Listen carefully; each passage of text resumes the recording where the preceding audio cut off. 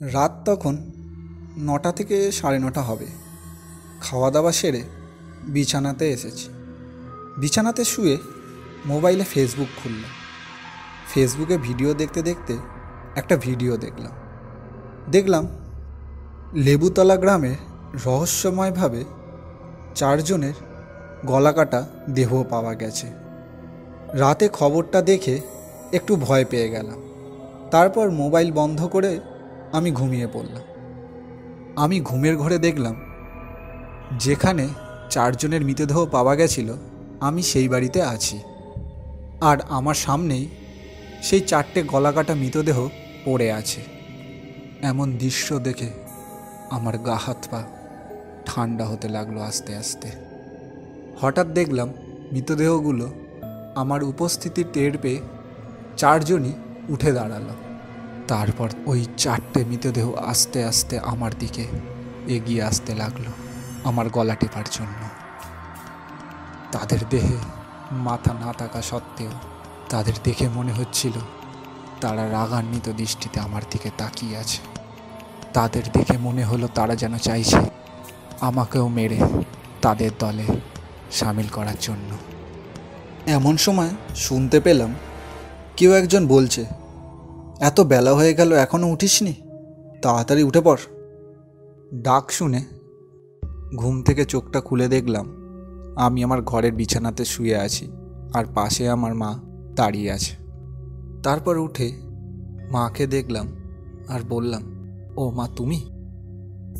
ওহ, এটা স্বপ্ন ছিল। ভোরের স্বপ্নটা কিছুতেই মাথার থেকে বেরাচ্ছে না। সারাটা দিন এইভাবেই কেটে গেল আমার। সন্ধেবেলায় আমি বই নিয়ে নিজের ঘরে পড়ছিলাম।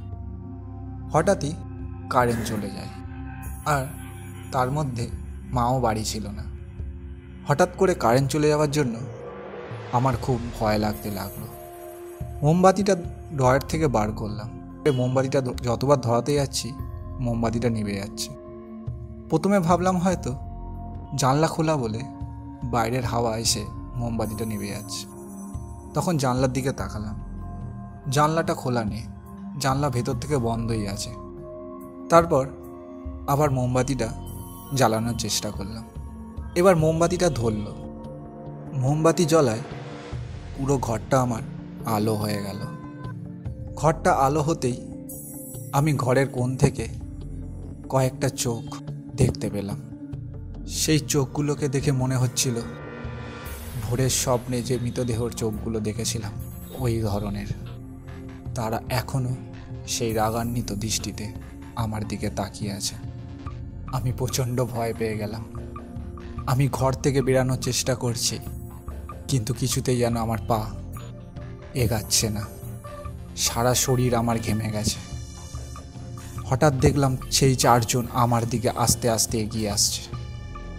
মনে হচ্ছে সেই মৃতদেহগুলো অন্ধকারের সুযোগ নিয়ে আমাকে মারতে আসছে। ভয়ে আমি সেখানেই অজ্ঞান হয়ে পড়ে যাই। তারপরে কখন কারেন্ট এলো তা আমি জানি না। আস্তে করে চোখটা খুলতেই দেখি মা আমার চোখের মুখে জল দিচ্ছে। তারপর আমাকে জিজ্ঞাসা করলো, তোর কি হয়েছে, তুই এরকমভাবে পড়েছিলিস কেন?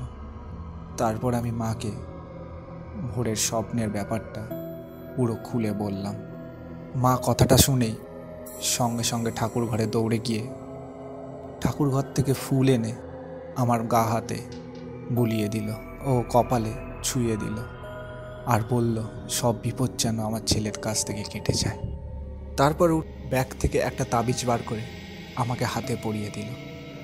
তারপরে বলল, আমি এক ব্রাহ্মণের কাছে গেছিলাম, তাকে আমি সব খুলে বলেছি এইসব ব্যাপারগুলো।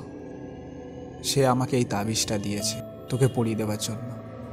তাবিজটা পড়ার পর থেকে আমি আর কোনো স্বপ্ন দেখি না, আর কোনো ভয়ও পাই না।